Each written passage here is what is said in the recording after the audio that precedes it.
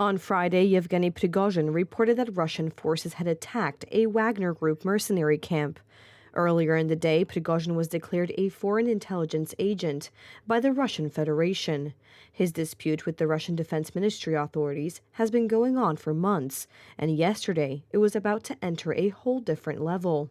Wagnerians crossed the border between Ukraine and the Russian Federation yesterday, heading toward the city of Rostov, which the Russians, or rather the Wagnerians, seized without a single shot fired, which may suggest that some Russian units under Russia's Ministry of National Defense have crossed over to Prigozhin's side or remain neutral in the conflict.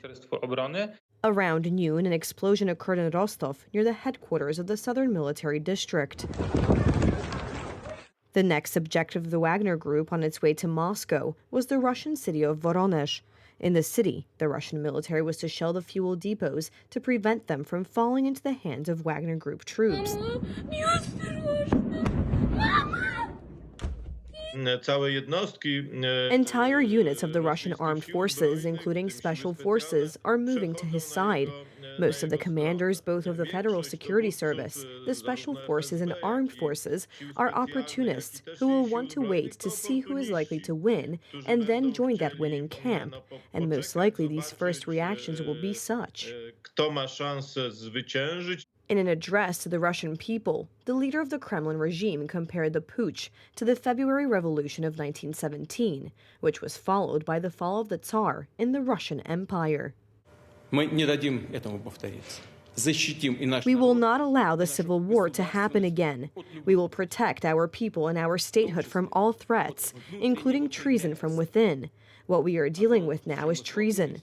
Unreasonable ambitions and vested interests lead to treason, betrayal of the state and our own nation, and the common cause for which Wagner's fighters and commanders fought and died along with our other troops and brigades. It is worth mentioning that in his 5-minute address, the leader of the Kremlin regime did not once mention Yevgeny Prigozhin by name. As for betraying the motherland, President Putin is deeply mistaken. We are patriots. We have fought and are fighting.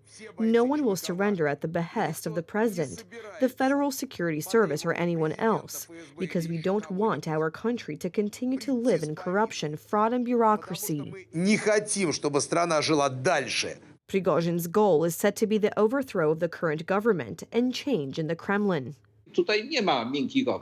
There are no soft options here. Russia is at this stage where it can only get bloodier, more violent, and indeed everything depends on whether it will be possible to restore the Kremlin's control on very bloody terms, or we will have a fundamental breakthrough when it comes to changing the Kremlin team. There are also claims that the putsch is just a theatrical act planned by Putin. We cannot rule out the possibility that the whole situation has been orchestrated in this way, that for the Russians it may be a way to get out of the conflict with a face, that they nevertheless abandon their positions on the Ukrainian front, targeting the defeat of the coup or rebellion in Russia, and opening the way for diplomats to end the conflict in Ukraine in a way that will satisfy both sides.